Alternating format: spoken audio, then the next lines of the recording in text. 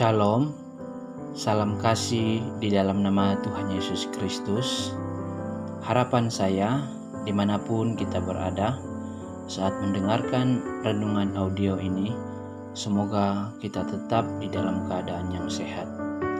Sebelum kita mendengar renungan singkat dari firman Tuhan untuk hari ini, mari kita berdoa. Bapa di dalam kerajaan surga yang kami kenal di dalam nama Tuhan kami Yesus Kristus, kami bersyukur untuk hari ini Tuhan, karena Engkau masih memberikan kami kesempatan dan waktu yang baik untuk mendengar dan belajar akan kebenaran firman Tuhan. Bapa di surga, urapi hamba-Mu yang menyampaikan kebenaran daripada firman-Mu, supaya dapat menyatakan isi hati Tuhan kepada siapapun yang akan mendengar.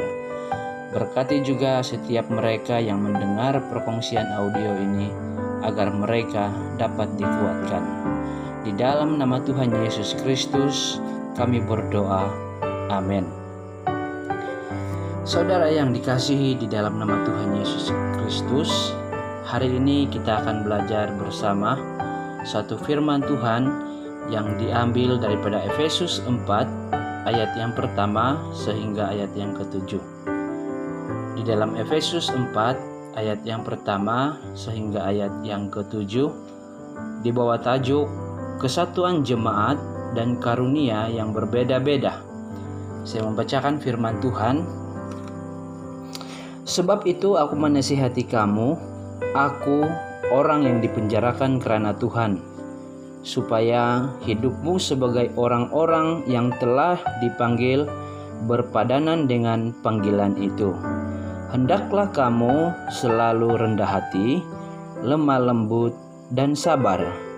Tunjukkanlah kasihmu dalam hal saling membantu, dan berusahalah memelihara kesatuan roh oleh ikatan damai sejahtera. Satu tubuh dan satu roh, sebagaimana kamu telah dipanggil kepada satu pengharapan yang terkandung dalam panggilanmu, satu Tuhan, satu iman, satu baptisan, satu Allah dan Bapa dari semua, Allah yang di atas semua dan oleh semua dan di dalam semua. Tetapi kita masing-masing telah dianugerahkan kasih karunia menurut ukuran pemberian Kristus. Saudara yang saya kasihi di dalam nama Tuhan Yesus Kristus, hari ini kita akan belajar suatu tema yang sangat sederhana untuk kita pelajari bersama, yaitu memelihara kesatuan. Saudara, sebagai anggota tubuh Kristus yang terdiri daripada banyak anggota, pasti setiap kita datang daripada latar belakang yang berbeza, baik dalam latar belakang kedudukan, latar belakang status, latar belakang pekerjaan, sikap, bahkan gaya hidup. Namun, kita telah disatukan dalam panggilan yang sama untuk menjadi bahagian anggota tubuh Kristus. Saudara, di dalam perbezaan inilah Paulus menasihati agar kita dapat memelihara kesatuan dalam perbezaan kita sebagai tubuh Kristus. Sebab itu, Paulus menasihati supaya kita hidup berpadanan dengan panggilan kita sebagai orang-orang percaya yang telah diselamatkan, agar kita dapat memelihara kesatuan sebagai tubuh Kristus. Saudara, di dalam hal ini Paulus menyentuh tentang beberapa sikap yang harus ada sebagai orang Kristen agar kesatuan sebagai tubuh Kristus tetap terpelihara.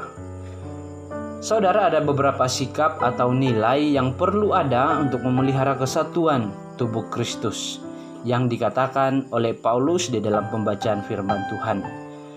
Nah, yang pertama adalah sikap rendah hati.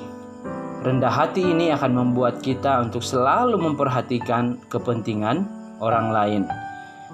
Sikap yang kedua adalah lemah lembut. Sikap lemah lembut ini akan membuat kita untuk bersikap baik kepada orang lain. Yang ketiga adalah sikap sabar.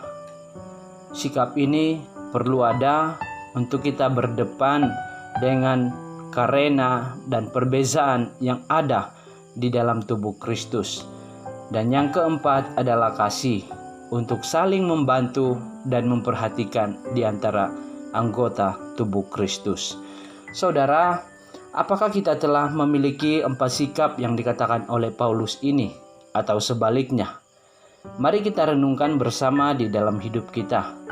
Semoga Tuhan memberikan kita kekuatan untuk memiliki sikap rendah hati, sikap lemah lembut, sikap sabar, dan sikap kasih, supaya kesatuan tubuh Kristus tetap terjaga oleh ikatan damai sejahtera. Tuhan memberkati. Mari kita berdoa. Bapa di dalam kerajaan surga, terima kasih atas firman-Mu yang kami telah dengar dan pelajari bersama saat ini. Ampuni kami jika kami tidak memiliki sikap rendah hati, lemah lembut, sabar, dan kasih.